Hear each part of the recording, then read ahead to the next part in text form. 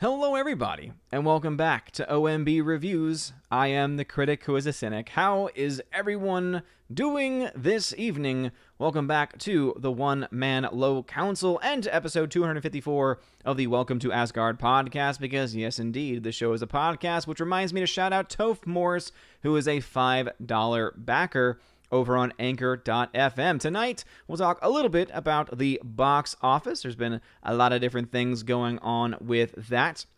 Also, talking a little bit about Akira Kurosawa, who is one of the greatest directors to ever live. I've been kind of on a Kurosawa kick as of late, seeing films like Yojimbo, which I actually just started Sanjuro, and I had already finished other films like Rashomon and The Hidden Fortress. So I am doing quite well. Of course, I years ago had seen his other great work, Seven Samurai, so I'm very, very excited. Now, tonight is going to be also a bit of an interesting experiment, as it were, because I have found a way, using Restream, to be able to relay chats to all of the different platforms, other than, of course, Odyssey, because Odyssey is still very much in its infancy. But basically, now if you're on DLive, you can put something in the chat and it'll get relayed over to the YouTube fam, and all of the YouTube fam's chat will get relayed over to DLive. So obviously it's going to make things a little bit more hectic for the DLive fam,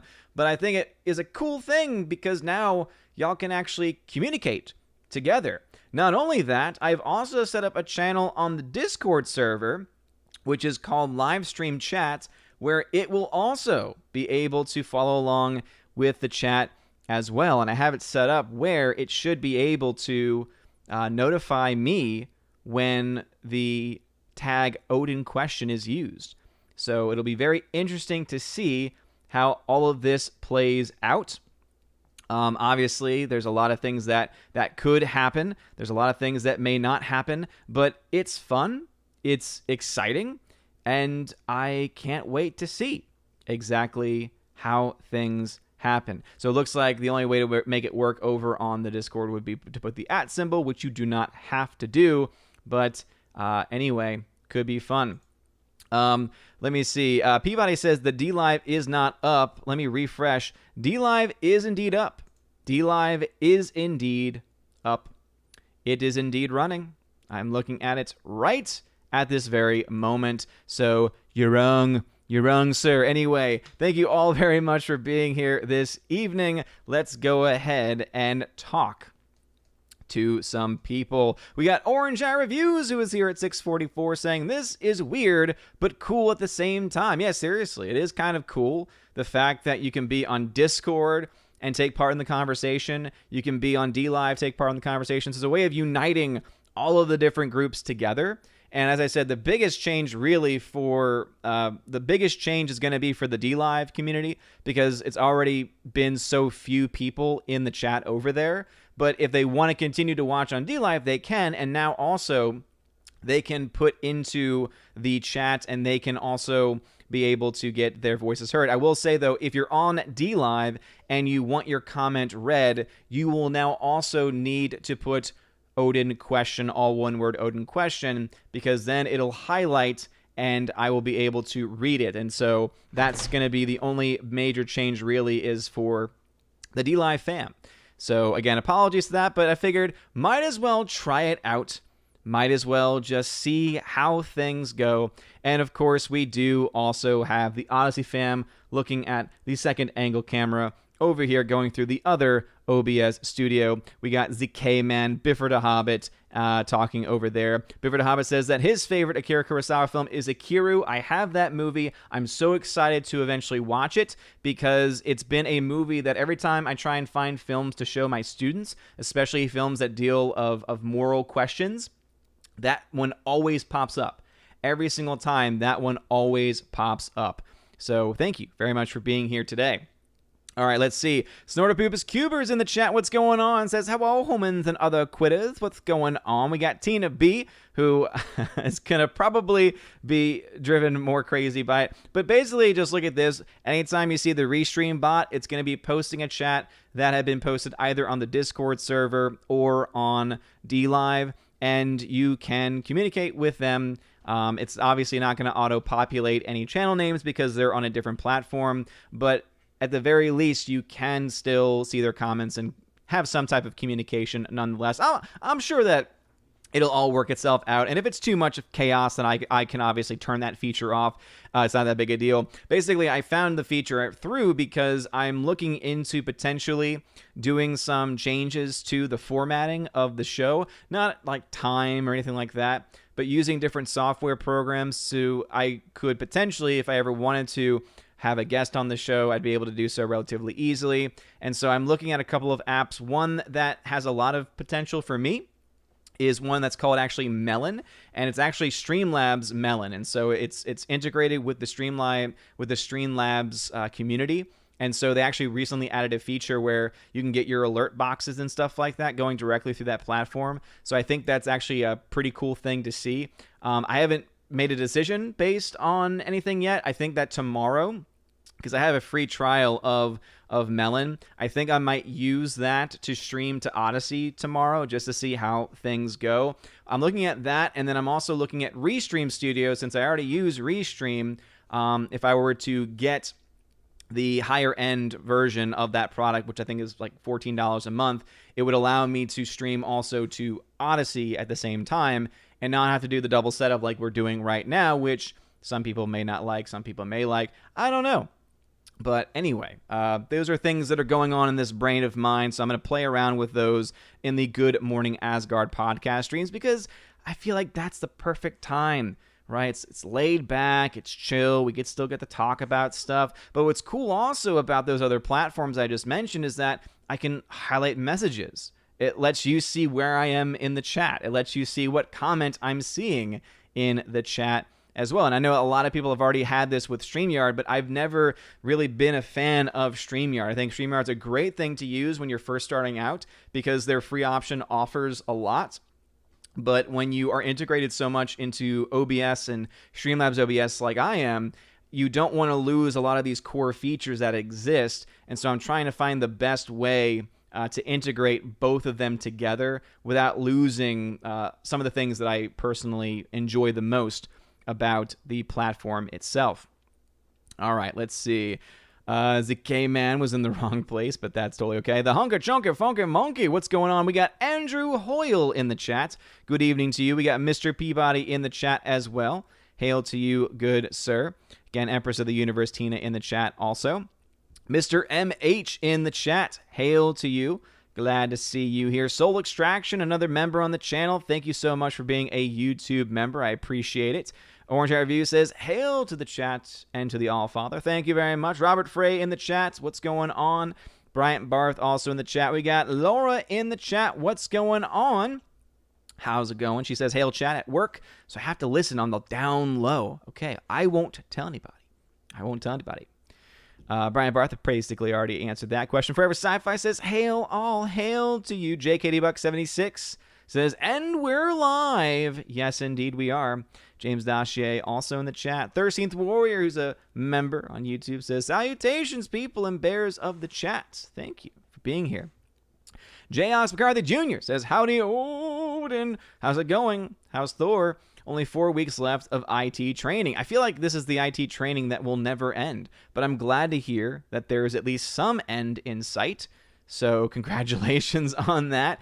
Alex McCarthy, thanks for being here. Baby Thor doing just fine. I've been doing the stay-at-home dad stuff a little bit this week, and but also have had time to start looking into these other platforms, and I've got a lot of ideas. I'm trying to find a way to make things easier for people to access the Odyssey streams. Unfortunately, with WordPress, I'm not able to embed Odyssey videos or Odyssey streams. I think that would make things a lot easier if people are just trying to find the streams and watch them, let alone if they actually want to chat in them. I really hope that Odyssey is going to be able to integrate better chat functionality and things like that, because it'd be really cool to have full-fledged integration among all of these different things. I think that'd be really nice to see. All right. Riff Magos, thank you very much, good sir. He just became a member at the Army of Asgard level on YouTube. Thank you very much, Riff Magos. I very much appreciate that, good sir. Forever Sci-Fi here, of course.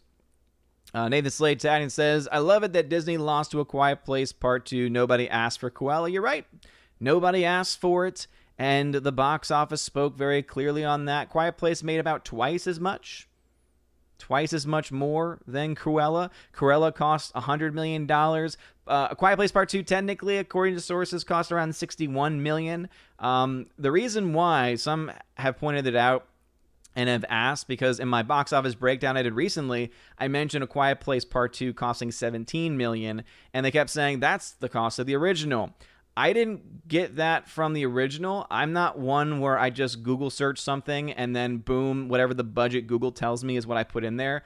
I go based off of what I presume to be trustworthy sources. So the numbers.com, which is what I use for most of the box office data, doesn't always have budgets, but normally when it does, they're pretty accurate.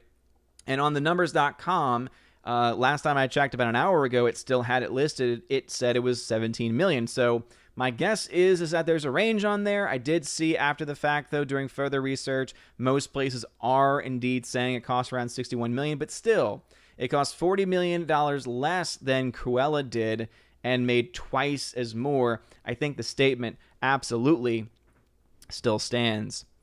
Hunka Chunka Funky Monkey coming in to troll everybody by saying Kurosawa's best movie was The Magnificent Seven. How dare you?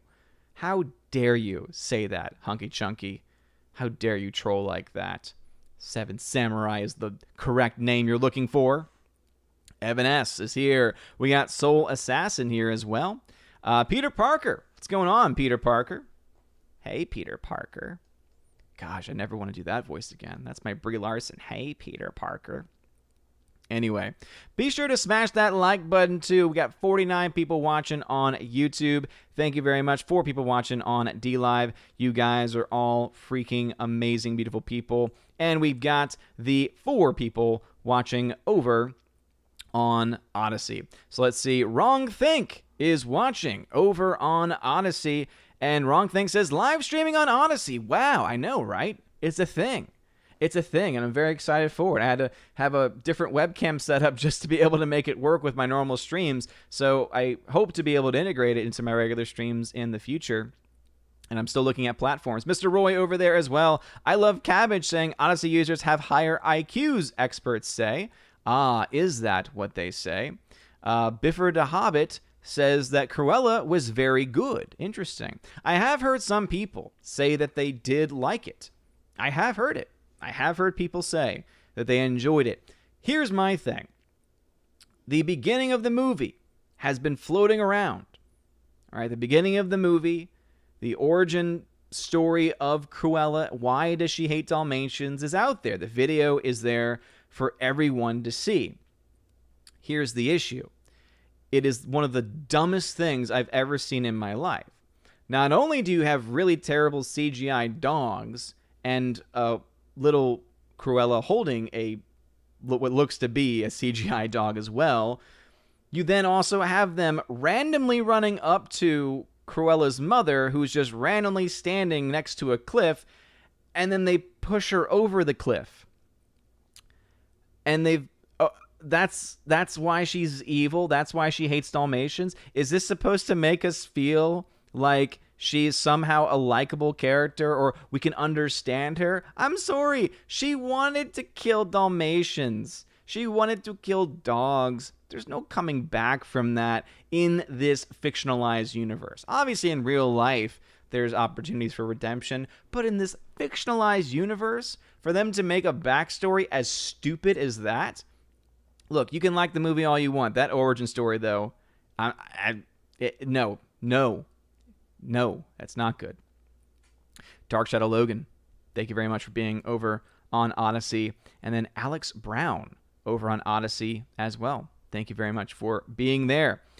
James Dachier, what's going on, James? Thank you very much for the dollar donation via Streamlabs. Says, hey, do you think the new Fast and Furious movie is going to make big money at the box office? I do. It does come with a caveat, though. I do think it's going to make money. It already has made a lot of money in the foreign marketplaces. However, I don't think it's going to make as much because of John Cena's comments. I think that John Cena's comments not only impacted, I think it was heel versus babyface. He did coverage on this that the China box office dropped like 85% or something like that, which, to be fair, is not totally out of bounds for the China marketplace in its week-to-week drops. So it's not like that's unheard of for American movies to have those kinds of drops. I would not be surprised, though, if a major impact was the whole snafu with John Cena. For those that are not aware of that, John Cena, in promoting the movie Fast 9, had been talking to, I think he was talking to an audience or a live stream or a group that was in Taiwan or was Taiwan, and he said the words, "You'll be the first country to see it," or one of the first countries to see it. China didn't like that because it insinuated that Taiwan is an independent country and nation. And so what does John Cena do? In order to placate his CCP communist overlords, he, in Mandarin, apologizes to the Chinese people without actually specifically mentioning what he's apologizing for. And it's because of that really apology, non-apology, that not only did he make the Chinese audiences mad, or rather more so the CCP mad, because he didn't really apologize, but then he also made a bunch of Americans mad, because what he did was then basically placate to China, and we knew what he was apologizing for. He was apologizing for stating fact. He was apologizing for stating that Taiwan is an independent nation. It's insane to me that we live in a world where that is somehow controversial, and even more insane that someone like John Cena, who's never been a very good wrestler, someone who was a wrestling fan for many, many years, he was one of my least favorite parts of it, the whole ruthless aggression era, which is what they call it, because those were the words that he said. He was awful. He brought the spinner belts. He had one of the worst characters. He had 5 moves. He did the same. It was the dumbest character, one of the dumbest characters that got mainstream attention and mainstream appeal. So I've never really liked him in the first place, but a lot of people were liking him in general because his public persona was very pro-military, obviously very much pro-America. But something like this is going to, I think, affect certain people, and I think it's going to have some impact on the American box office. How much of an impact, I don't know. As I said, the film was already making decent money overseas. I would not be surprised if the movie continued to make money even here, because remember, there's also a lot of normies out there that are either not going to care or not going to know one way or the other. Not another dime. Thank you very much for the $2 super sticker. I appreciate that. Thank you, thank you, thank you. All right, let's see where I need to catch up with the chat. Andrew Hoyle says, so bright. Yeah, I know. I had to restart my computer a couple times over the last couple of days, and then I had to, one thing I hate about these Logitech cameras is that they don't save the settings, and so you have to go back in and kind of just guesstimate with it. So yeah, I'm glowing, and you're just going to have to deal with it. You're just going to have to deal with the glow. Anyway, here's Peter Parker's comment. Says, do you think it's possible Cruella may get a sequel, even if it doesn't make profit, but possibly if it comes close to it? I mean, here's the thing. Disney's going to do whatever it wants to do. If they think Cruella made enough and pushed whatever messaging, I don't know because I haven't seen it, but if it pushed certain messaging that they want to promote, strong female character redemption arc, whatever it is that they wanted to push with it, then at that point they could.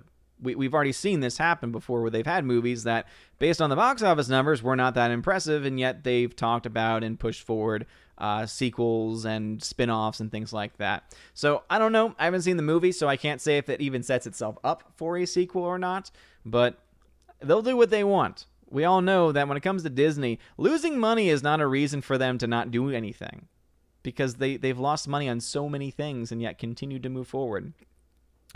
Tina says, you're crossing the streams with all this witchcraft. Didn't you learn anything from Ghostbusters? Luckily, we're not in Ghostbusters. Gloin, over on Discord, I see you. He said, hello. I saw that. Thank you very much, Gloin, for posting over on Discord.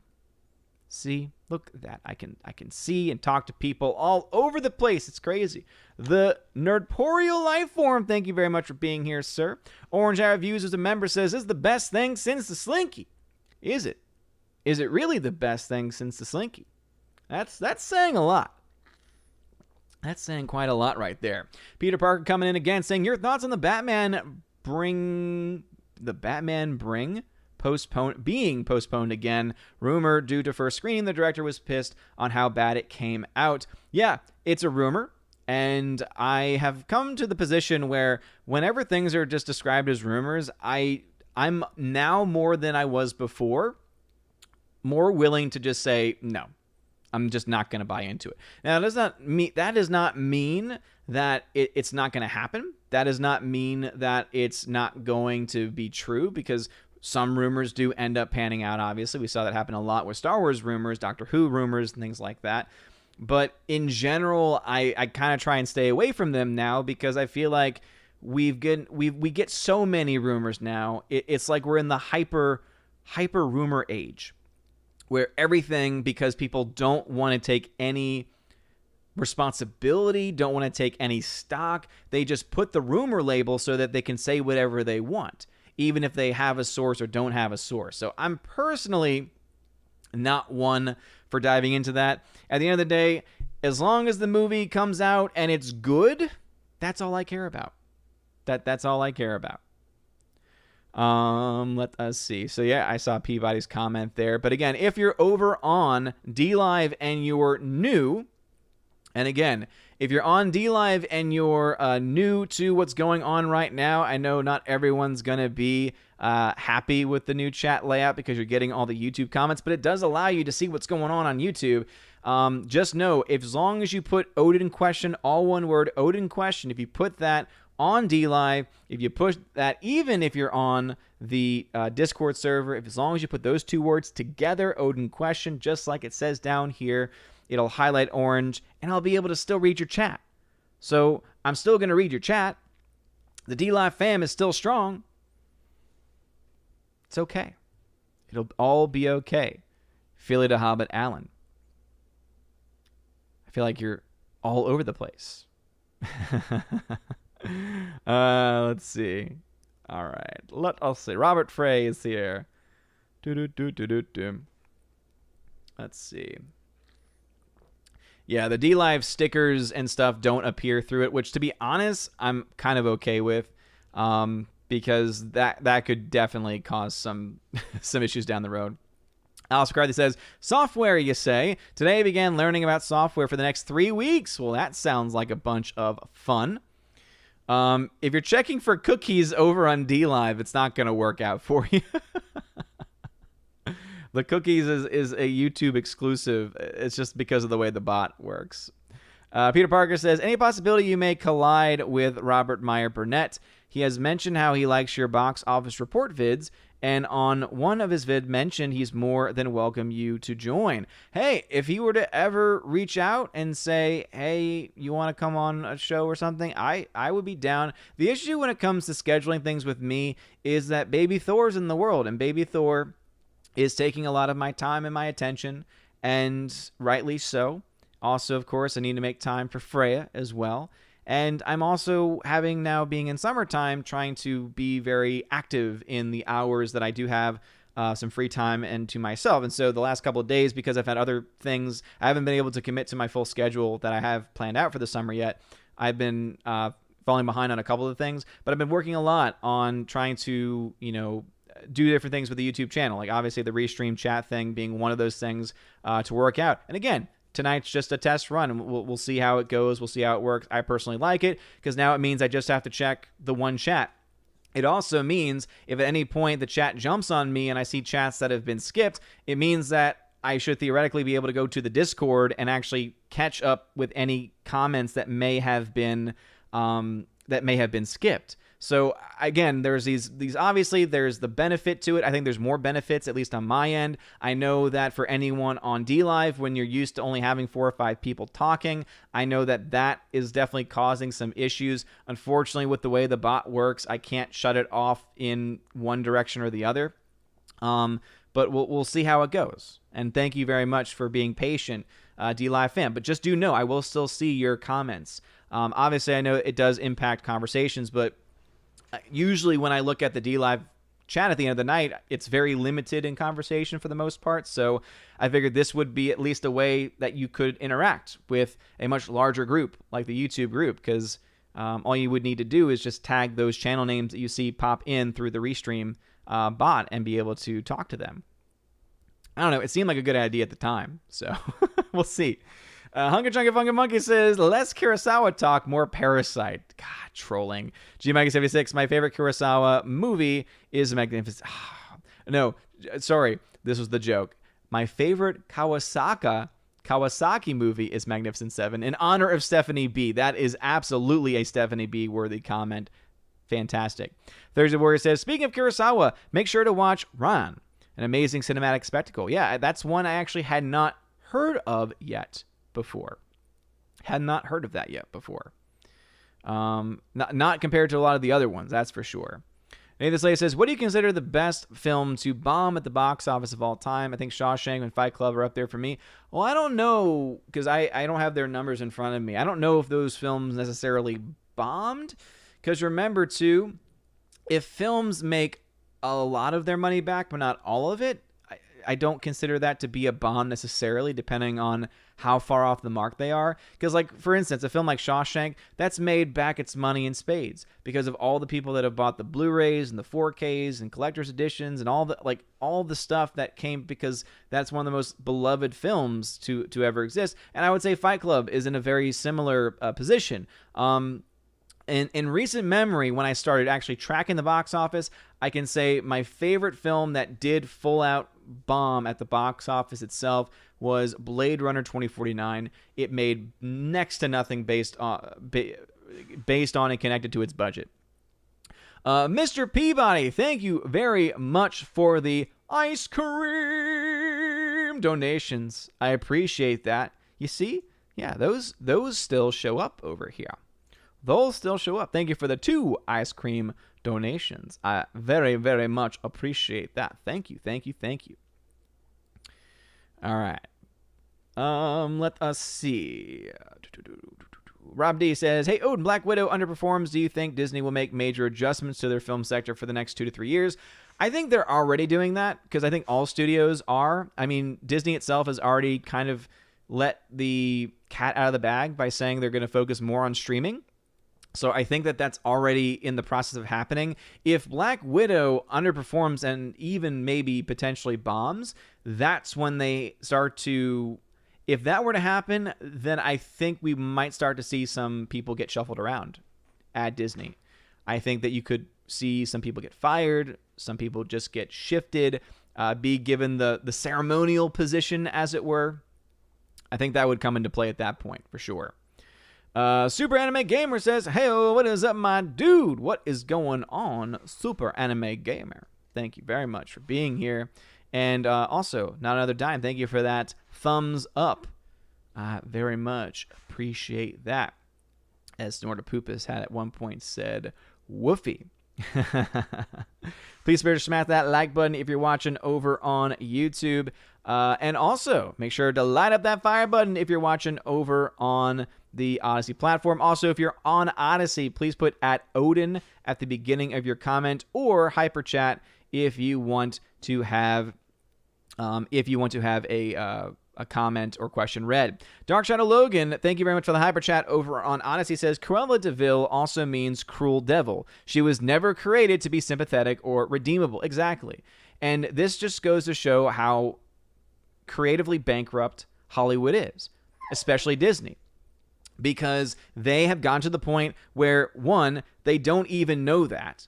If you were to ask them, what does her name mean? I guarantee you, or I would be very highly suspect, that the creators behind this live action probably would not have known it meant Cruel Devil. And then when they were to actually look to the history of the character, they probably wouldn't know any other a part of her foundation. They wouldn't know any other part of her development as a character, and so they wouldn't care. But they're so creatively bankrupt that they'll take a character that has always been meant to be a villain, and don't get me wrong, someone could make a really cool story that kind of turns things on its head. I've seen it happen. But normally when it happens, it's done in either one, an incredibly brilliant way that makes sense and works with the source material, or two, it's a comedy, and at that point, it's a comedy, and so having it make logical sense is not nearly as important as it just being funny. Let's see. Alex Brown, thank you for a hyper chat over on Odyssey. I appreciate that. Says rumors only serve one purpose, so that you talk about the person involved in the rumor and probably the project as well. Yes, exactly. We've seen that happen a lot. We've seen that happen a lot where there are rumors that are put out there. We find out very quickly that they're really not based in reality and that instead it's a studio trying to put out fake information for because really there's two reasons why someone would do that. For one, you put out fake information because you want people to talk about it. You want people to show interest because it means that there will be more searches for it, keeps the interest alive. It's free advertising, essentially, to put certain rumors out there. The other purpose of rumors being put out there is to find out who are the bad employees who are putting out all of the information and therefore be able to shut off the pipeline, as it were. So that's the other thing that can sometimes happen, is that they put out the fake information so that way they'll know exactly who has put out the faulty information. And then that way they will be able to take care of those individual persons. Yeah, absolutely. Kookaroos, what's going on? I see you over on Odyssey as well. Light up that fire button. And thank y'all for being on Odyssey. All right, heading back over now to the main chat. Let's see what's going on over there. Jeremy Zakowski, welcome to the chat. Thank you very much for being here. Let us see what is going on. Nathan Slay says, Peter Parker's in the chat. Where is he? Better go take some pictures of Spider-Man. 16-bit mascot. Thank you very much for being here. Mr. Peabody, thank you for the dollar donation via Streamlabs. Peabody says, puppy needs out. Yes, that's River. She's right by the door. And she's very, very upset. Very, very upset because she can hear Freya upstairs and she wants to spend time with Freya upstairs. And it makes total sense because, Freya is a very, very lovely person who, again, all of us here in Asgard would want to spend some time with because she's just lovely to talk to. But I'm sorry, River. It's just not in the cards right now at this time. But if I can find out, because I always forget where I put the app in the first place. If I can indeed get this thing up and running, let us see. Whoop! Don't want to move that. Let me try and lock that in place. All right, I need to find 1 second. See, this is what happened. I was playing with some stuff earlier, and it caused some issues going on there. River, you okay? Sorry, she's hacking up something. All right, let me see if I can get this thing rolling. They see me rolling. They hating, patrolling. Looks like I gotta open up the app first. There we go. Okay, I don't know why it just zoomed in like crazy, but we got the puppy cam. There we go. So here is River. There we go. Yeah. Yeah.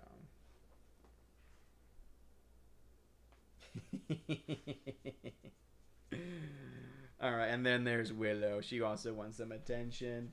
There we go. All right. So I think that was worth it, getting that puppy cam up and running just for a little bit. Those are River and Willow. If you've never seen the Hounds of Asgard before, sometimes you'll see their tags wagging in the background. But anyway, Mr. Peabody, thank you very much for... I heard them. Don't worry. I hear them. But I choose to ignore them because they'll get over it. And River especially. River can be very spoiled sometimes, so I try to not give in to the I get what I want mentality that she has sometimes. Rob D says that Brie Larson voice makes me kind of wish Disney would make a trolling movie where Brie Larson plays every role in the film. Rob D, to be honest, I think that could actually be pretty funny.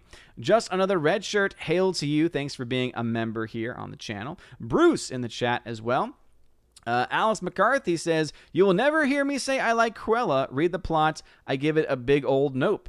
Yeah, just look at that opening origin scene video. That's all anyone should need. It's that bad. From the CGI to the story that it's telling, it is that bad. Thirsty Warrior says, in some sense, I understand Cruella. There's a dog in my neighborhood that's been barking for the last hour. I'd like to kill the owners. Ooh, that's a little harsh language there. 13th Warrior. But no, again, it's totally reasonable for someone to be scarred and not like dogs because of that kind of event to happen in their life.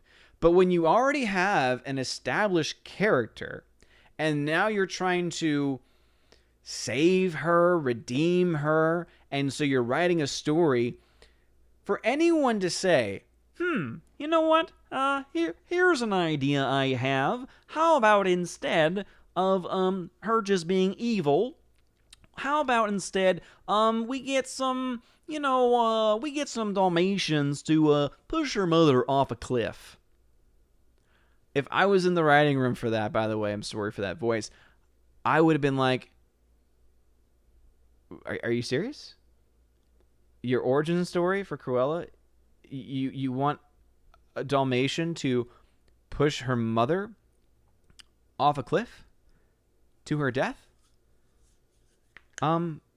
What? I mean, it's so stupid. It's so stupid. Anyway, Nathan Slay. Let's face it, you cannot make a killer of dogs be sympathetic to your audience at all. John Wick would kill Cruella for that. Yeah, absolutely. Absolutely. No question about it. Mr. Peabody over on DLive says, not really digging this restream, but that's just me. It clogs up DLive chat. Yes, but it also means you get to see what's going on. So you don't have to have both platforms open. It's usually only two people on DLive in the first place. And so it allows you to be able to interact with other people outside of the DLive platform. And I still get to see your comments and your chats and respond to them just like I just did. I understand it. I do understand it, how it's different. It's not as slow and chilling as it was before, but now you get to slowly roll through the comments and say, ooh, this person made an interesting point. I can actually talk to them by putting in their YouTube name and it'll tag them and we can actually have a conversation. I don't know. That's just me. Waiting for Nerdrotic says, the Battle of the Emmas was the only interesting part of the Cruella movie. I've never seen Emma Thompson play a villain, and Emma Stone really threw herself into the role, but the story, yeah, I would not be surprised if the acting was good, at least from those two, because I think Emma Stone is talented. Emma Thompson, obviously, incredibly talented actress. But yeah, that story and that origin alone, can't get behind it. Bevo Byrne, welcome to the chat. Just another red shirt says, company has arrived. Be seeing you. Well, hope that you are good company for them. Andrew Hoyle says, for me, I started and ended with the first Fast and Furious movie. A 2-hour headache. I didn't fancy reliving with the 3 million sequels. I see. I like 1 through 6.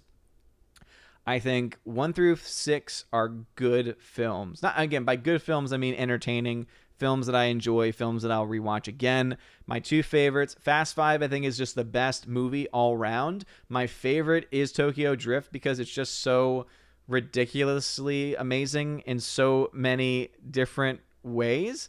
So I think there's just something there for that. Something to be said for that. And then 6 to me is the weakest, even compared to Too Fast, Too Furious. I think I enjoy Too Fast, Too Furious, even though arguably amongst most fans of the franchise, they think that one's probably one of the weaker ones. I like Fast 6 just because I find it, I like Too Fast, Too Furious more because I find that one more entertaining than Fast 6, but also I don't think Fast 6 is bad. Fast 7, I don't think is very good. Fast 8 was not good at all. And then, of course, you had the spin-off, which was not good. Hobbs and Shaw, not very good. And you now have Fast 9, which I don't have much interest in watching at this point, because I don't think they learned their lesson from it at all. G-Mega76 says, could the drop for Fast 9 also have something to do with people being over the series? One can only hope. It could be, but to see that kind of a drop-off, again, it could be one or the other. It absolutely could still be one or the other. Absolutely. Dadman Walk 55, what's going on? Says the state of America cinema, unlimited reboots and sequels. Yeah, seriously. Unlimited power. It's kind of crazy. You know, we're in the age. You know, every age there's like a different genre that's the focus. You had the Western era. You had like the space age, sci-fi era. We're in the sequel, prequel, reboot era. Right? It's just as simple as that. We're in the sequel, prequel era, and it's not good. It's just not a good time. It's just not a good time to be a movie fan, unfortunately. Orange Eye Review says, in apologizing to the CCP, John Cena dehumanized the Uyghurs and the people of Taiwan. I agree. Andrew Hoyle, John Cena is certainly no Roddy Piper. Absolutely not. Roddy Piper was great in the ring and also was just, Roddy Piper. And also Roddy Piper was actually a decent actor. He was actually a decent actor. Thursday Warrior says, where's the Junkyard Dog and Iron Sheik when you need him? Seriously. Rob D says, Cena's comments will definitely hurt Fast 9. That franchise has been living off its overseas income since 2015. I think that's very true. Every film in the franchise has further dropped domestically since 7. Fair shout. Yeah, and obviously the loss of Paul Walker has been a major part of that too. And 7 really, really struggled because of that.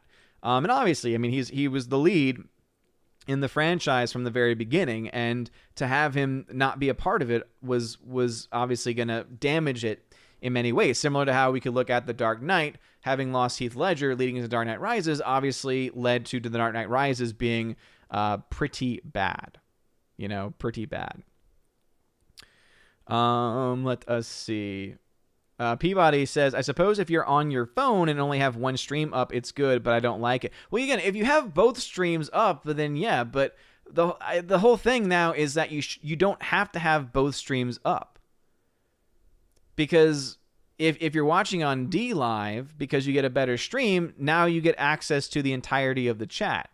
If you're watching on YouTube and that's the better stream, then why not just stay there?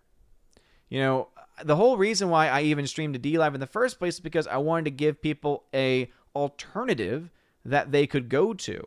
Just like with Odyssey. I want to give people alternatives that they can go to. And as I said, it's an experiment tonight.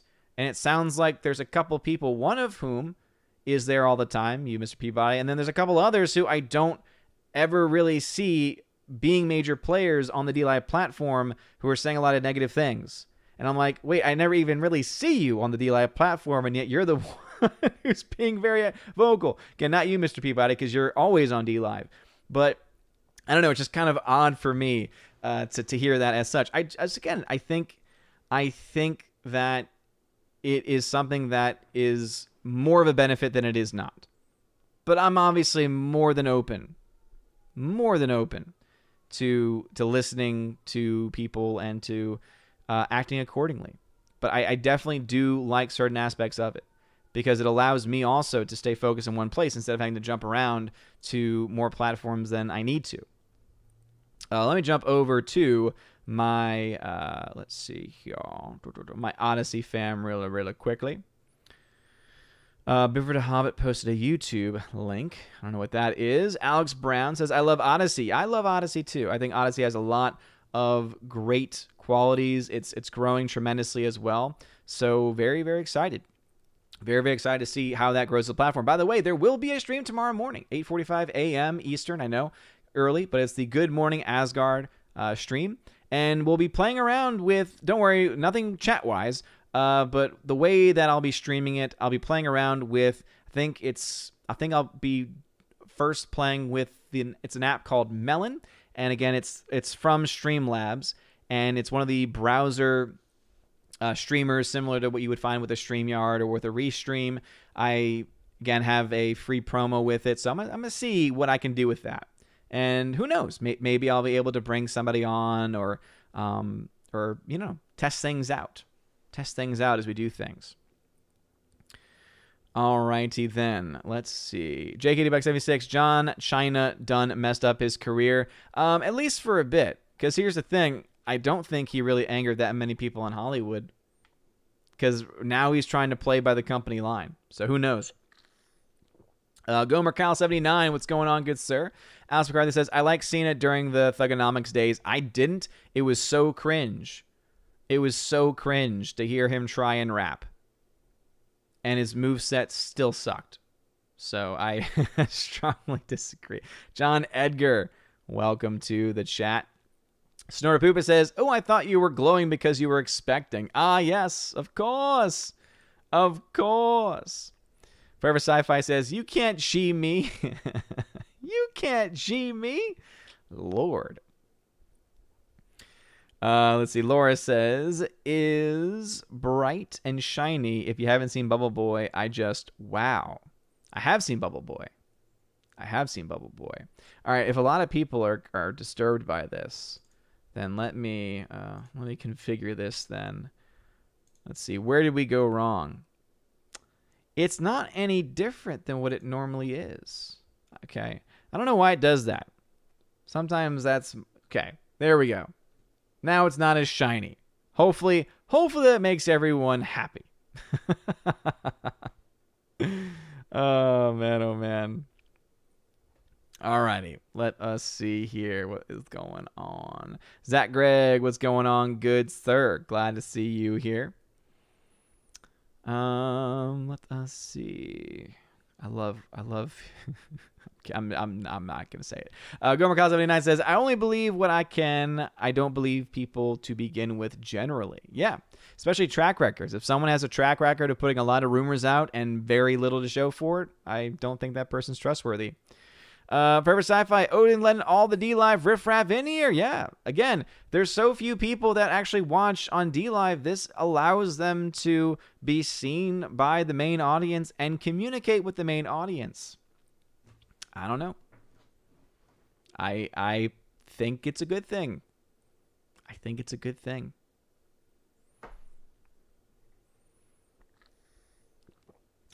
Alrighty, let us see here. The K-Man says, cookies are only for closers. Nice. Stephanie B. What's going on, Stephanie B? Glad to see you in the chat saying that YouTube's a little slow for her right now. Sorry to hear that. Nathan Slay says, would you agree that Hateful Eight is really underrated, really good? I think it's a great movie that underperformed, starts the box office too. I don't think Hateful Eight underperformed the box office, to my knowledge. So, Hateful Eight's a great film, but... anyway, Orange Eye Reviews. Odin is experimenting all father. Look at him with his lab coat and beard, so sciencey. Seriously. It's all about testing things out. I like to have constructive thoughts. Instead of just nonstop, it's kind of my thing. Let's see. All right, chat's about to jump on me like it always does. Again, if you're watching on YouTube, please be sure to smash that like button. If you're watching on Odyssey, light up that fire button. It really does help out a lot. It is now 7:26 in the chat. Thursday's Warrior says, Ran is based on King Lear. Interesting. Very interesting. New number 2, what is going on? Glad to have you here. Again, if you're watching on Odyssey, hello Odyssey, you're at this camera right over here. Remember, if you have a comment or question that you want read aloud, you gotta put at Odin at the beginning. It just helps me out in differentiating between various things. All right, so it is 7:25 in the chat, so I think some comments may have been skipped. So let me try and see if I can. Oh, look at this. The Discord is amazing. Oh, man. The Discord is phenomenal. This is... I can see how this could drive a lot of people crazy. But as I said, now there is a full transcript here. No comments being skipped. And let us see. Yeah, boom. And now I can verify. No comments have been skipped. Look at that. Thursday's Warrior says Ran is based on King Lear. Ah, very, very nice. Very, very, very nice. Let us see. Ba-da-bum. Thursday Warrior says there was an extra long ice cream right there. Absolutely. Gotta show love to the ice creams. That is for sure. Always gotta show love to the ice cream. Evan S. says, go to the post office before Friday. Evan S., heard you the first time you said it last time. I will go when I can. I can never guarantee anything. If I don't make it by Friday, it'll be okay. If I get something that doesn't make sense for something at another time, it's okay. It's fine. Snorpoopa says, Woofy wants out. The Wake Down says, Hail Odin, been a minute since I was able to catch a stream live. Well, Wake Down, glad to have you here. Robert Mobley, what's going on? I did not fart. No, I did not. Nathan Slay, when I brought up Fight Club and Shawshank earlier, I meant them as films that initially bombed the box office. Okay. Thursday Warrior says, nice beer trim. Thank you for noticing, Thursday Warrior. I appreciate that. Andrew Hoyle says, anybody notice that Peter Parker and Spider-Man aren't in the chat at the same time? Shh, don't say anything. Gomer Cal 79, riding nerdy. Exactly. Feel very nerdy right now. It's fun. Snortopoopus, award the Order of the Cold Snoot. Yes. River does have the cold snoot. And she is delightful. Let us see. Peabody says, how can you wear shorts? It's bloody freezing here. 44.6 degrees Fahrenheit. Here it's not. Here it's in the 80s. Lows in the upper 60s. And also it's comfortable. And yes, Blake St. Clair, welcome to the chat. That pretty much was a Muppet, that's for sure. Robbie says, so Kermit the Frog was in charge of writing the team of Cruella. You know what? I wouldn't put it past them. That would make total sense to me.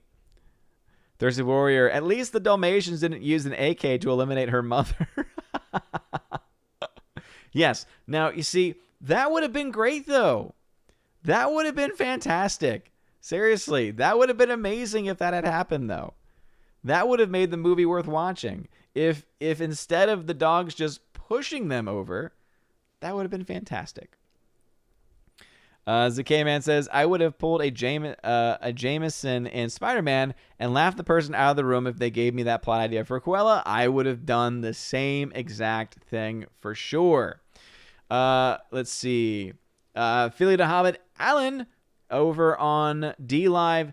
I saw it, but remember, if you're on D-Live now, if you want the comment to be read, just got to do Odin question. Same as YouTube, put Odin question, and then it'll highlight orange, and it'll let me know you're trying to get my attention. And he says, stop Jedi brainwashing us to accept restream chat. I'm not Jedi brainwashing anything. I'm simply explaining the clear benefits of it. I think having people being able to communicate cross-platform is awesome. Having a log I can go to when chats are skipped and go back to is nice. It's not perfect. The Discord definitely needs to be cleaned up a little bit, I think. And I'll have to find a way to do that. But yeah, I like it. All right, let's see. JKBuck76, we need a Jaws origin story. I mean, at this point, why not? Seriously. What made that shark go on a killing spree? There has to be a reason, right? We have to be able to explain it. Snortopoopa says, besides, if YouTube keeps playing games, we might all end up learning how to use a new platform. Exactly, Snortopoopas. And that's why I do stream to DLive. And that's why I do stream to Odyssey. And technically to Periscope, even though Periscope was technically is out of business because it was integrated completely in with Twitter. But that's why I'm also live on Twitter. I gives the people options. Will Gentry over on DLive. If Restream Bot gets all the lemons tonight, I'm going to wet myself laughing. Yeah, I don't know exactly how that works, to be honest. So I wasn't planning on doing one, but it'll be really... I'll do one just in case, because, yeah, that would be pretty funny to see how that worked. That absolutely would be a motivation for me to try and see if I could...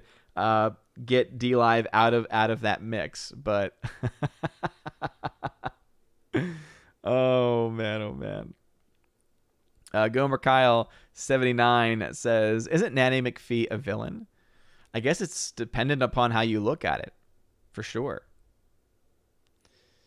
Let's see. Dean Heiss, who's everywhere, went over to D Live and says, just getting here and seeing all this extra stuff in the chat, then hear you explaining it, I'm undecided. Yeah, again, it's change, and a lot of us don't like change, so gotta let it, you know, you gotta give it a little bit. Gotta give it a little bit. JK Buck 76. Jaws was a misunderstood great white. He did nothing wrong. Now I'm gonna be honest, JKD Buck. That's exactly what my wife would say. My wife is she loves sharks. She loves sharks, and so whenever she sees movies like Jaws or anything like that, she always gets so angry because she's like, "That's not what sharks do." It's funny. And no, Freya went and got the dogs, so don't worry. They have not learned how to open up they have not learned how to open up doors with doorknobs yet. But it could happen in the future. You never know. Alrighty. Bruce says, "Okay, I can like the Fast and Furious movies. FYI, I do not. But you lose the right to speak about Sucker Punch from here on out. Boom. No. Not at all. Because Fast and Furious has a huge fan base, which has actually, as I've said, has actually fallen off tremendously because the movies have gotten really, really bad.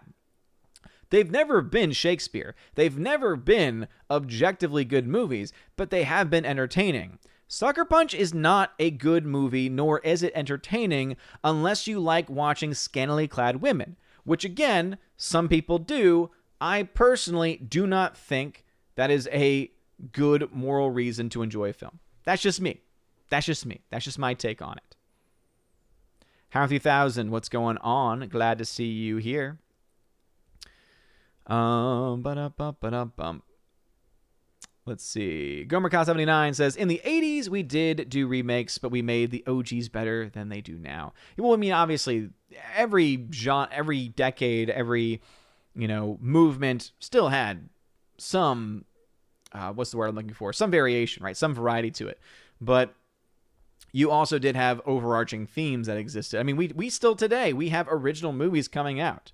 Mr. Roy, Captain Mr. Roy, coming in on D-Live for the 2 ice cream donations and also 2 lemon donations, 3 lemon donations. It's like he's trying to beat the restream. posting the YouTube chat. Oh, that's great. That's great. Mr. Roy. Legend status, Captain Mr. Roy. Forever Sci-Fi says, Roddy Piper was so good in They Live. Exactly. He has They Live. Everyone else, as far as the wrestlers are concerned, not as much. Gomercal79 says, I'm done after Paul Walker's last movie, 7. Yeah, and I didn't like 7. Didn't think it was good. Thirsty Warrior says, Roddy Piper wore a skirt. Real men do. Forever Sci-Fi. Next up, Disney will be the Ursula prequel where it turns out she was fat-shamed by King Triton. If you want to see, Forever Sci-Fi, if you want to see a really great take on this question with Cruella, there is a great musical on YouTube made by the same people who've done Harry Potter musical. I've talked about them several times before. They did a musical called Twisted, where it is the story of Aladdin, where Aladdin is actually the villain in a very hilarious way, and Jafar is actually the good guy. Now, they obviously take a lot of creative freedom, but it's a comedy, so it's meant to be. But there's a great song in it called Twisted, and what happens is all of these other Disney villains come out of the woodworks to explain. They all come out of the woodworks to explain why they're not really evil, why the truth got twisted along the way. And there's a part at the end where Cruella comes out, and you will laugh because even in this universe, Cruella's not welcome at the table. So, let's see, JKD-Buck76. So those who with Amazon devices, be certain you disable Amazon Sidewalk. I don't know much about that. I haven't paid attention to it. Alrighty, let us see. Orange Review says, I would watch tomorrow, but I stream Wednesday mornings, 9:30 a.m. for my mystery reviews, but I will leave a like for you, Odin. Thank you. Well, you will light up the fire button, as that's what we do over on Odyssey. Yeah, I do 8:45 to 9:45 because depends on if baby Thor wakes up early from his nap or not. Snorter Poopa says, I'll be driving to the barbershop for a trim, so I'll miss this inaugural morning stream. It is not the inaugural. The inaugural morning stream was on Monday, Memorial Day. We actually had our first Good Morning Asgard podcast stream of summer 2021, as it is a summer exclusive show.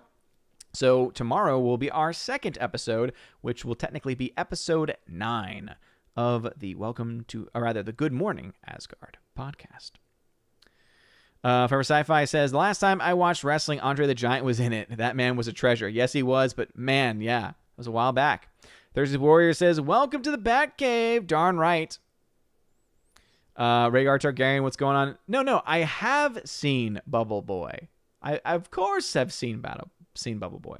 Alice McCarthy, The Miz is a better actor than John Cena. He's also a better wrestler. He's also a better wrestler. And when you're saying that someone who was on a reality show is better than someone who'd spent a lot more years, I believe, in training for wrestling, that says volumes. Let's see. Mr. Peabody from DLive says, the funny thing is with Restream, YouTubers have a higher letter count. Is that true? I always felt like DLive had a pretty equal letter count. But I guess they don't. So yeah, okay, yeah. I see what you mean. Because as the Restream bot is posting things over, some of the comments are getting shut out. That's interesting. That is interesting. Again, that's the kind of feedback I need, Peabody. That's the kind of feedback I need. All right, JKD76 left the comment before the chat jumped on me. Again, smash that like button if you haven't done so already. It helps out a lot. Thank you. All right, where were we in the chat? Okay, I've already said those. There's the Miz comment. All right, JKD76. Before I go there, though, let's check out and see what's going on with my Odyssey fam. What's going on, Odyssey fam? Daniel T. Safe from the Restream bots. It's okay. Alex Brown, thank you for another hyper chat donation. Says, I wonder if Disney saw that video, was like, nah, we can make Cruella a good gal. Yeah, I wonder. Yeah. So yeah, I assume you're referencing the musical Twisted that's on YouTube. Yeah, it would be interesting, right? It'd be like, oh, this is an interesting take. Let's take these villains and make them into good people. Yeah. I will say that the only issue is I believe Maleficent, the live action Maleficent, had come out, I think, before Twisted did. So they were already on that path beforehand. But yeah, it would be funny. And also, it would totally be up Disney's alley because they are notorious, right? They are notorious for stealing ideas. All right, JKD76 says, Indiana Jones 5 in the Nursing Home of Doom. Might as well call it that. Robert Frey, Hugo Rogers, what's going on? Snore Poopa says, Odin, shiny or not, you will always be Dorothy to me. Oh, thank you. I appreciate it. Peabody says, we can't write a novel here. They can't write novels on YouTube either. Not technically, at least. Thirsty Warrior says, what we had there was a failure to communicate. Yes. Damn it, Y55, it's been great going here, but have to go now. Be all well. Hope you are doing very well, good sir. Have fun wherever it is that you're going. Where are you going? JKD Buck, Indiana Jones, and the senior menu. Andrew Hoyle says, yep, I had to mute that Discord channel because the alerts were driving me nuts. I made it to where it should not have. Yeah, that's a good thing in general. I would say for most things, I mute so many Discord channels. In fact, I think I turned off all my sound alerts. Unless I'm tagged, I don't get notified of anything. So maybe this will get rid of all the people who are just like hanging and chilling and are not actually doing anything in the Discord server anymore. I don't know. I haven't used the Discord server for much recently, so it's the most use it's gotten in a long time. Russell Shackelford says, did you hear some executives at Universal wanted Jurassic Park and Fast and Furious crossover movie? Yeah, I remember hearing about that. Again, that was in that rumor territory. That's one rumor I wish was true. Jakety Buck, Indy moved to Florida, aka God's Waiting Room. He helps Walt Disney start Disney World. Oh boy. Indiana Jones and the Strong Female Replacement. He is on a roll here. He also says Kevin Spacey's youth wrestling camp avoided. No! All jokes. Thursday Warrior says, if we're going to get D-Live chats on YouTube, bring back the Turkish trolls. No, we can't do that. Because that might actually get the chat banned. Dean Heiss over on D-Live says, options. We don't need no stinking options. Yes, you do. Most of you are Americans. We're used to having options for everything. Always options for everything. Nathan Slay, how about an origin story for the Xenomorphs in the Alien franchise? I mean, I would like to know where the spaceships came from. Oh, wait. Yeah, seriously. How about a better origin story for Xenomorph? Or at least, I actually do like Prometheus. I think I would like a bit more of a straightforward explanation, though. If you catch my drift. If you know what I mean. Andrew Hoyle says, who on earth has disliked the stream?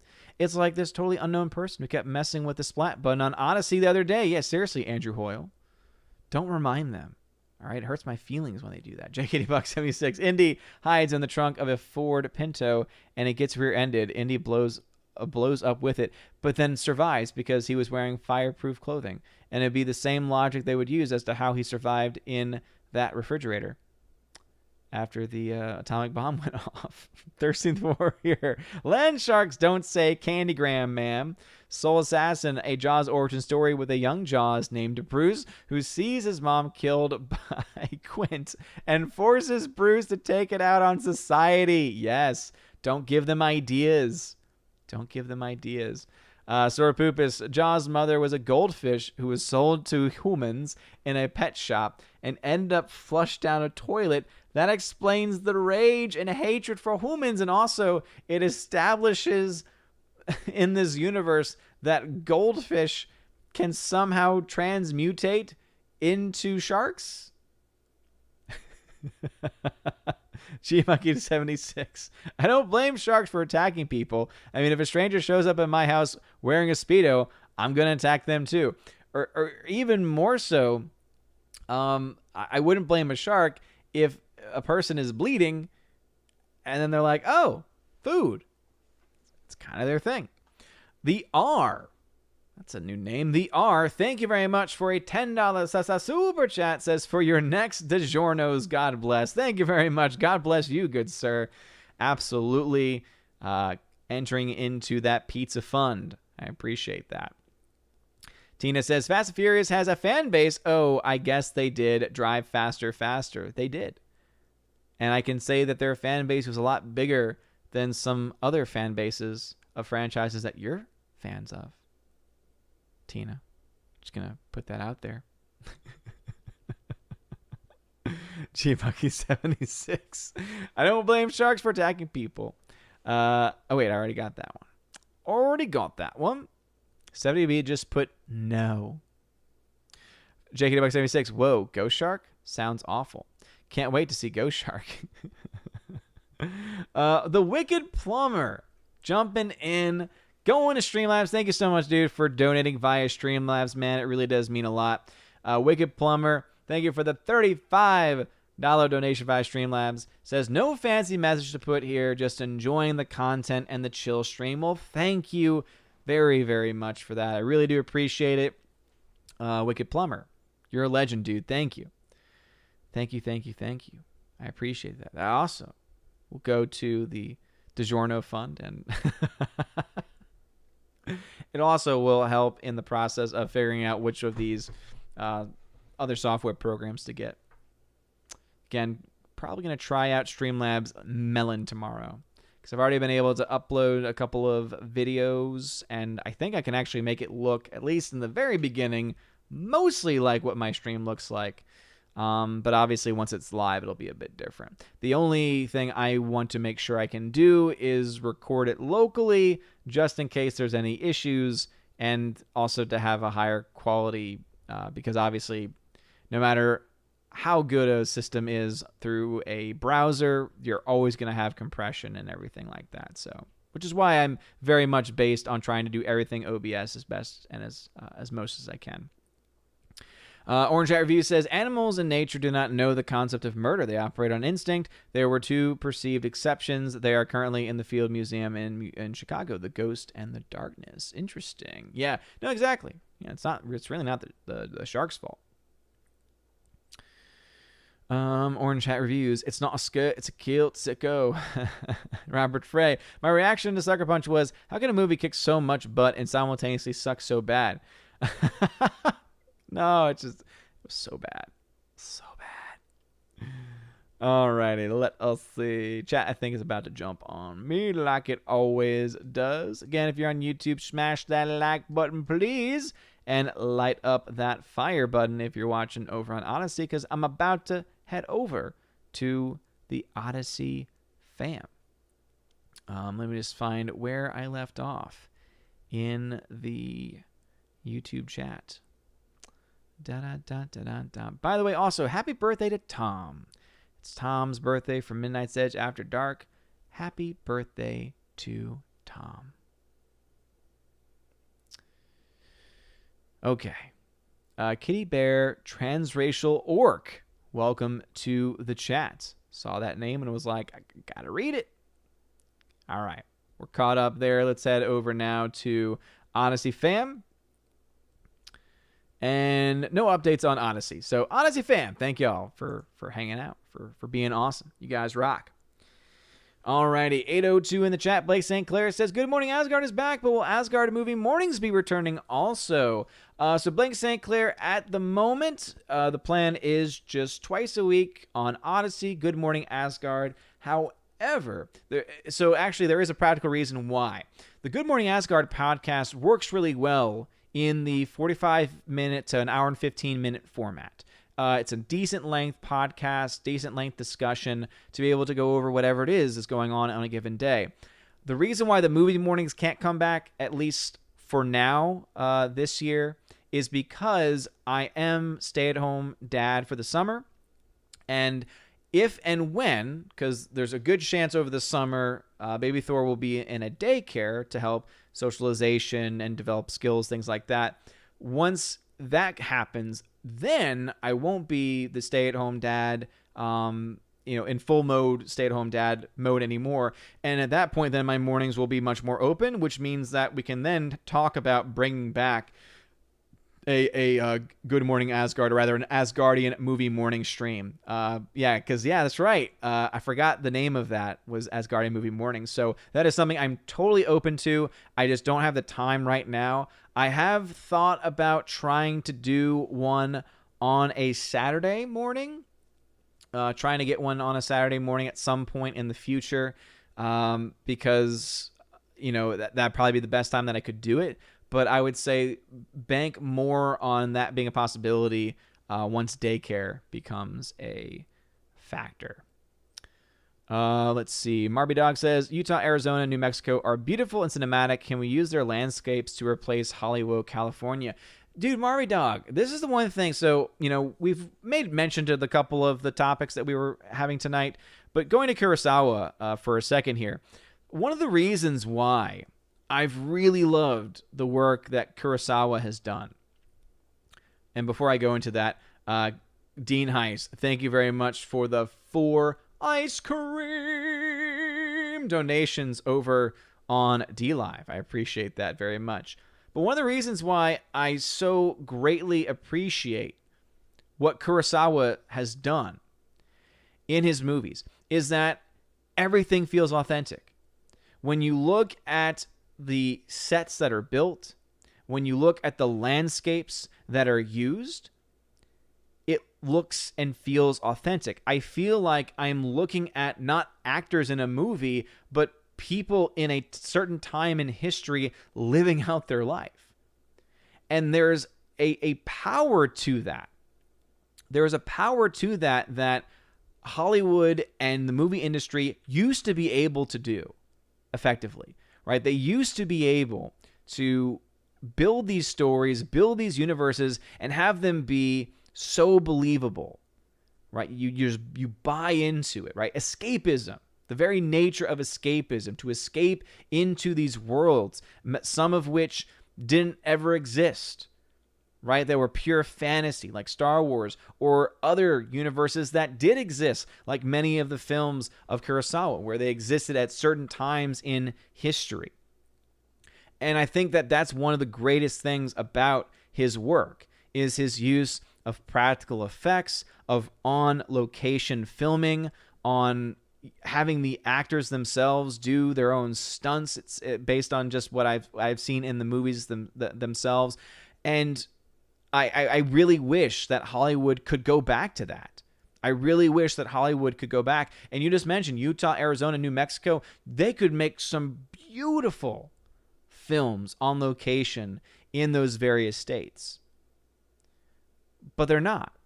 They would rather stay in decrepit, falling apart California because the weather's better. They have the ocean. They get to, live out their crazy left-wing fantasies and destroy cities and still be fine because they've got millions of dollars.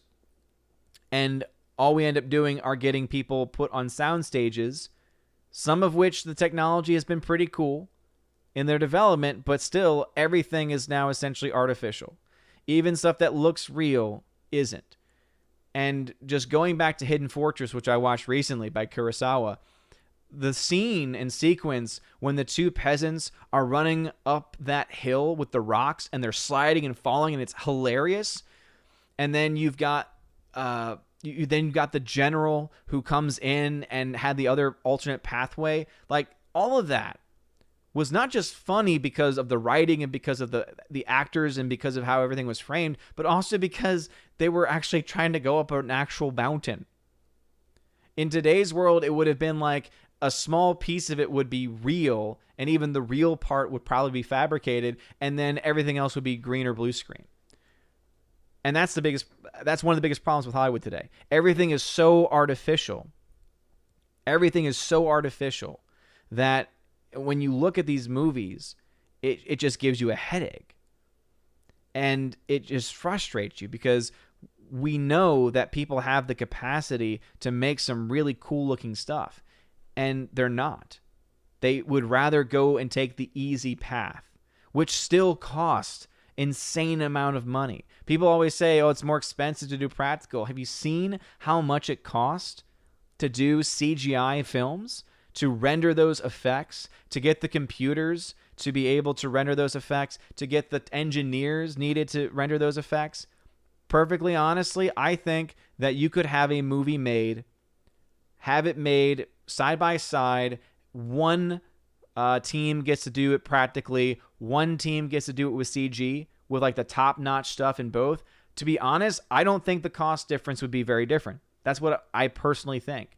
I would love for them to do a test. I would love for them to say, all right, here's two teams, same script, same budget, whatever it is that they need, to be the tops in their field. I think that would be an interesting project, because I think a lot of times the excuse given is, oh, well, it's better for us to use computers because of cost. But then when you think about all the other things that come into that, does it really save? Does it really save on cost? I don't know. I personally don't think so, or at least not as much as they think it is. JKD Buck, we need an origin movie for Gargamel. Why did he hate the Smurfs? Because besides the obvious, which is they are a little blue and annoying. Oh, yes. Why not? Rob D says, waiting for Disney to make a film where the main villain is essentially Jeremy from Geeks and Gamers. I feel like Jeremy would go see it if it just got to see how much the villain resembles him. Yeah, seriously. Like, they make the Fandom Menace. That would be ridiculous. JKDBuck76, Indiana Jones and the constantly blinking left turn signal. That's good. Orange Hat Reviews. The original origins for the Xenomorphs was that the Yacha predators created them. Yeah. I remember that now. Yeah. I like the direction. I think I like the direction more in what Prometheus was doing. It just, I don't think the execution was quite there. And then when you got to Alien Covenant, that was just a bad movie. That was a huge letdown. I was so hyped for that movie, and it was a huge letdown. I still very much like Prometheus. It's a film that I can still go back to. Alien Covenant, no. JKWX76, Indiana Jones and the heat lamps for food. No one wants those crusty eggs that have been under the heat lamp for too long. Oh, it reminds me of high school food. Nathan Slay, or how about Bruce from Finding Nemo gets his origin story in his own movie too? I can see that being made. Yeah, why not? Why not give every random obscure character from every animated film their own movie? Because you know what? At some point, you joke, they're going to start doing that. I mean, Finding Dory, technically, you could argue they did that. You know, Dory obviously was a main character, but do not be surprised. Do not be surprised, because they are showing that they're out of ideas, that they are creatively bankrupt, and that they are unwilling to take risks with new original content. You know what, Disney, if Disney wanted to make a lot of money, what they could do is they could take those hundreds upon hundreds of millions of dollars that they spend every single year on these giant big budget films. They could then make probably another 100, maybe even as many as 1,000 more movies a year, costing 10 to 15 million or less, and just say, get the best writers you can get, do everything you can to make this work, and you would get, I think, more money out of those films than out of the big budget films. Now, I know people would say, no, but then the international marketplace, but I think that's the problem, is that these companies have become so focused on the international marketplace that it's led to this corruption of ideas. And also it's led to this dealing with China. I mean, keep this in mind, everybody, and I always have to bring it back up. We have now major corporations that we know for a fact are working hand in hand with the Communist Party of China, which is responsible for the deaths of millions of innocent people, the slaughtering of the Uyghur Muslim population through concentration camps. We know these things are happening. Organ harvesting, we know this is happening. And yet, we do nothing. Like, think about the world that we live in today. It's insane when you really think about it. It's insane. Oh, man. All right, anyway. Got about 8 minutes left, so I'm going to find out where we left off in the chat. Then I'll go over to Odyssey, and then we'll finish up with some members-only comments. We had a very nice show tonight, and it's been a lot of fun.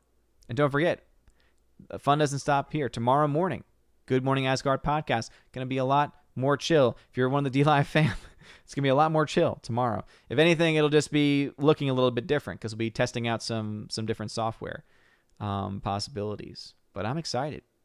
I'm excited to see what can happen, because if it works and it works well, could potentially have guests. I could have Tina and Steph on a show every week or every now and then, or have them in like the background and just bring them on at random times. Be like, oh, this sounds like something that Tina can answer. Let's bring her on. I don't know. These are ideas that are floating in my head. I'm like, we can do a lot of things here.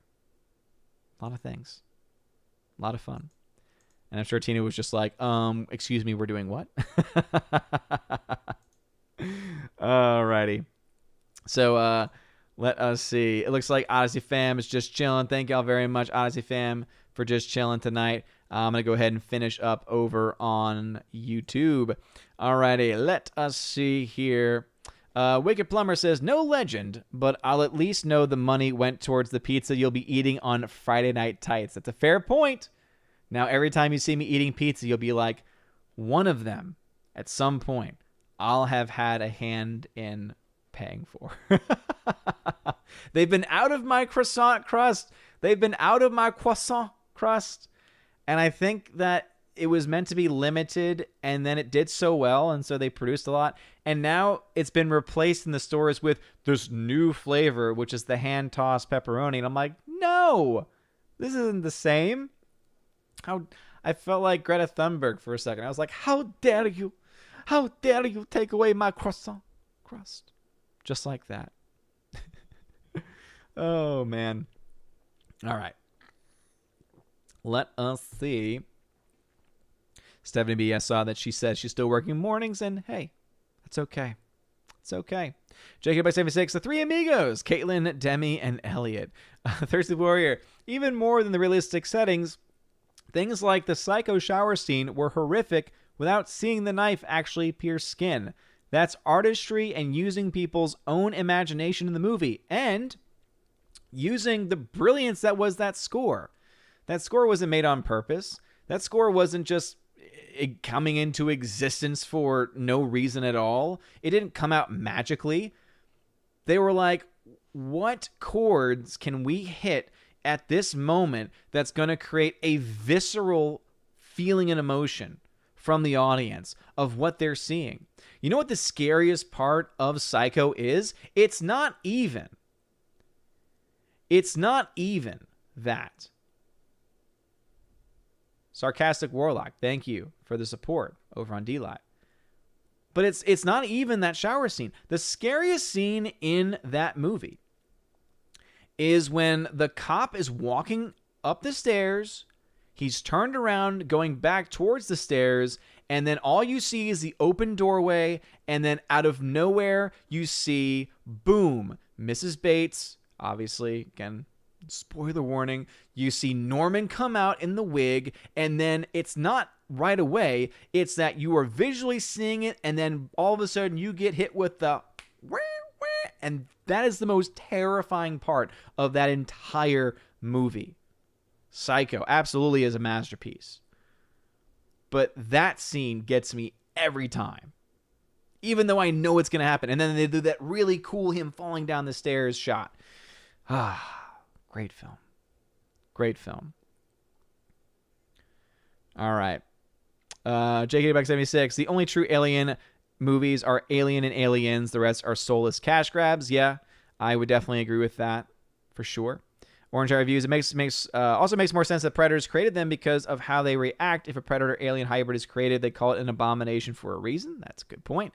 Orange Eye Reviews says, Prometheus was a decent movie, though. Yeah, it was a movie that I wasn't expecting a lot from, and I enjoyed more than I thought.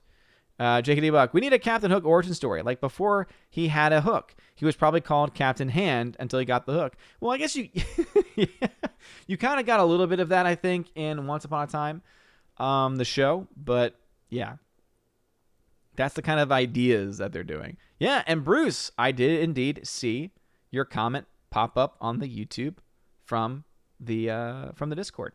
All right, we got 3 minutes left, so let's see these members only comments. Members only. Members only. Let's see. We're getting very close. Let's see. Let us see here.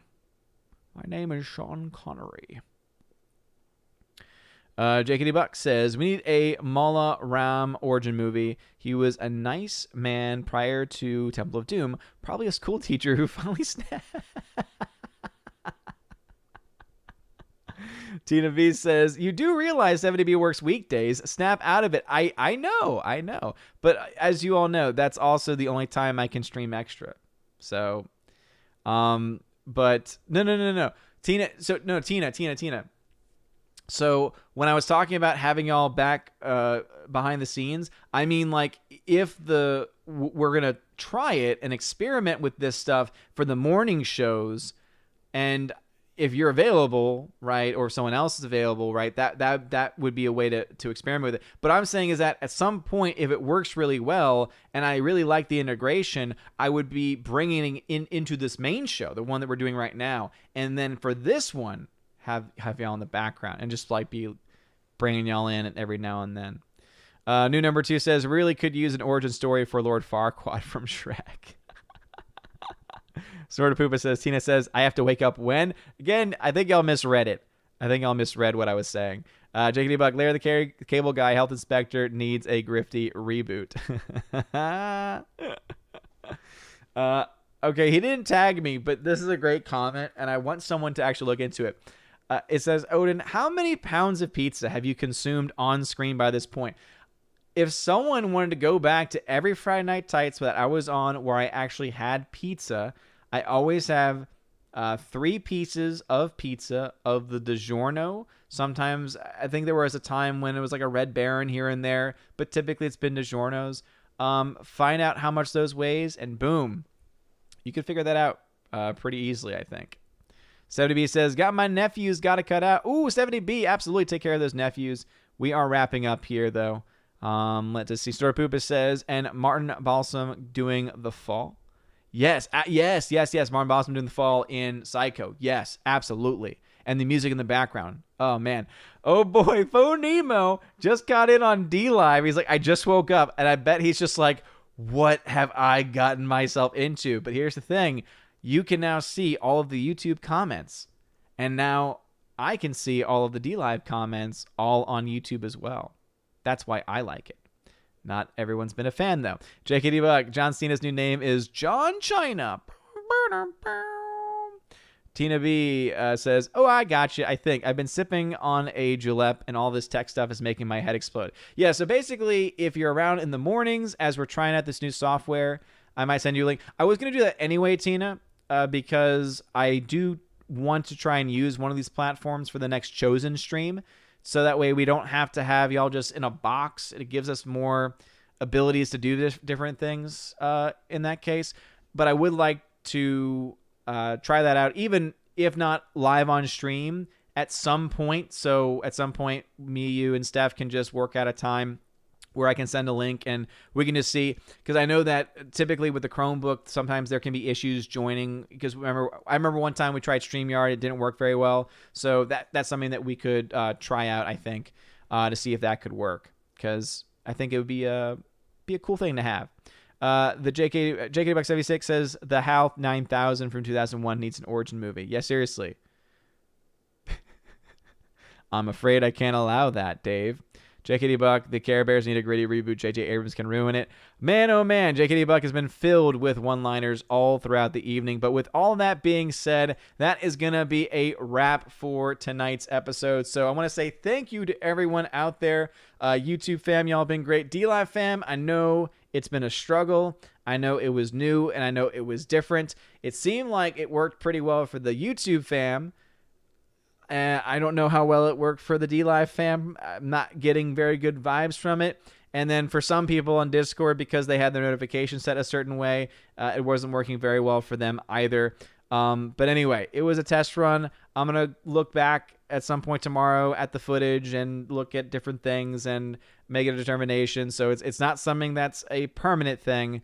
It is something, though, where it is something to potentially be something that could be used in the future. And I will be doing a chest opening just to see what happens, as y'all have been saying, just to see what happens if StreamBot gets it. Because if StreamBot gets it, I don't get it, which just means that it just exists in the ether, which is kind of funny in a lot of ways. So I don't think I'm going to make it a big chest tonight.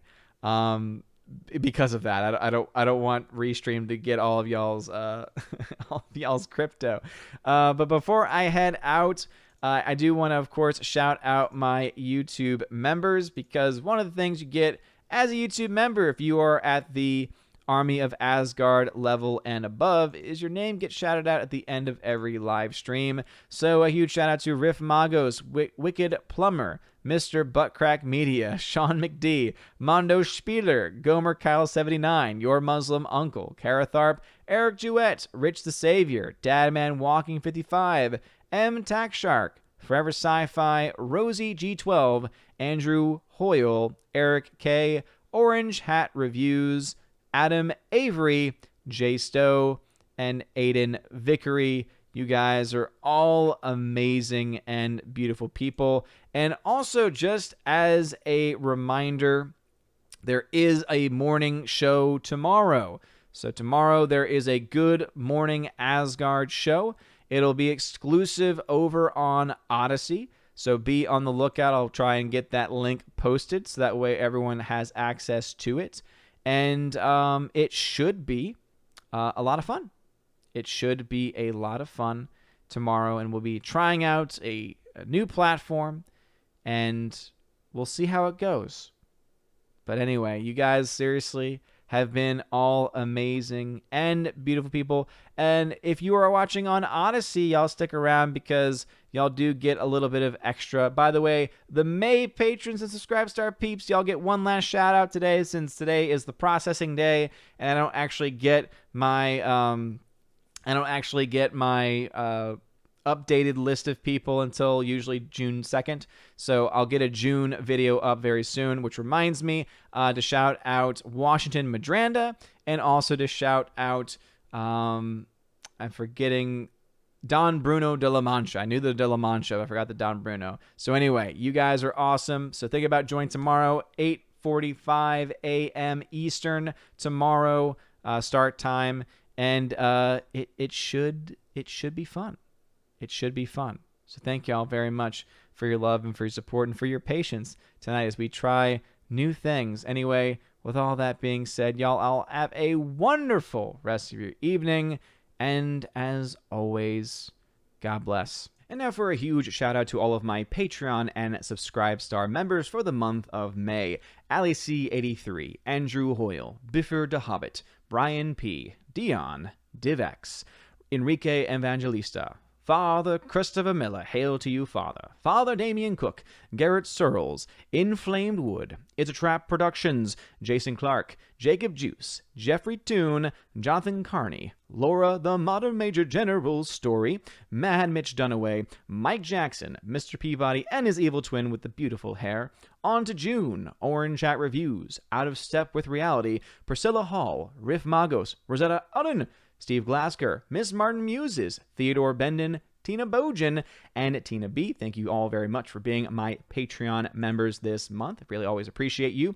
And to my Subscribe Star members, Fast Reaction, Nosferatu Gatsu, Stand For, John B., Perpetual Punster, Mr. Roy, Glinzer, J. Alex McCarthy Jr., Dean Heiss, the new number 2, J-Rod, the Beer Guru, Nevadanji Adams, and ZK Man. Thank you very much for supporting me on Subscribe Star. And if you want your name shouted out at the end of every video and live stream, please consider joining on Patreon or Subscribe Star. And if you join at some of the higher levels, you get access to things like giveaways, where every month I do giveaways of 4K titles, steelbooks, and Blu-rays. And again, more information can be found over on Patreon and Subscribe Star. And at the higher levels, you also get access to an exclusive bi-monthly podcast, depending on our schedules. We at least get one long podcast out. We try and get 2 podcasts out as often as we possibly can every single month with John the Flick Pick Flickinger. So again, check out more information. And if you are at the Chosen of Valhalla level, which is the highest level available, you not only get all of those things, you also get in your first month a free t-shirt and also access to the Chosen of Valhalla live stream, where I have my Chosen on a stream talking, asking questions, answering questions, talking about movies and anything that they want to talk about. So if all that stuff sounds like fun to you, check out those links below and support the channel in whatever way you can. I do appreciate you, whether you are a member, whether you are a supporter on Patreon, Subscribe Star, or whether you are simply supportive in general, leaving comments and likes. I really greatly appreciate it. You guys are all amazing, beautiful people. Have a wonderful day. And as always, God bless.